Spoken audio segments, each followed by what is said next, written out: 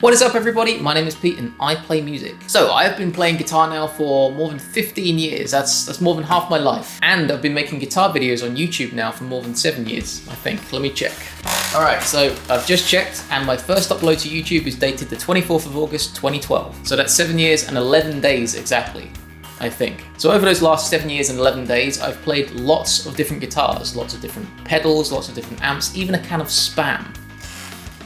But there is still one specific type of YouTube comment that keeps popping up, and that is, everything sounds the same.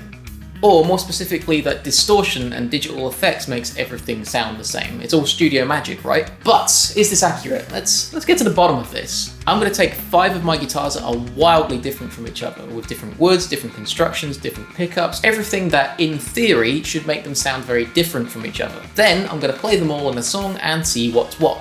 Guitar number 1 is my Chapman ML1 Pro Modern. It's my go-to 6-string right now, and it has the hottest pickups out of all the guitars in this video. So theoretically it should be the most distorted as well, or at least the easiest to distort. Guitar number 2 is my good old Ibanez Apex 7-string. I used this in a bunch of videos for a very long time, and it has a 25.5-inch scale length with DiMarzio pickups. Guitar number 3 is Daphne, my new Fender 66. This has the lowest output pickups of all the guitars in this video, and it also has a tinnier, more trebly sound when played on a clean tone. Guitar number 4 is my Chapman ML1 7-string in Unicorn Burst, my favorite guitar right now. This looks quite similar to the 6-string version, but it actually has different pickups and a 27-inch baritone scale length, so we'll see if that makes a difference. And finally, guitar number 5 is my Harley Benton CST hollow body. This is the guitar that, in theory anyway, should sound most different to anything else because well, it's hollow. It has got lower output pickups and sounds quite boxy when played on a clean tone.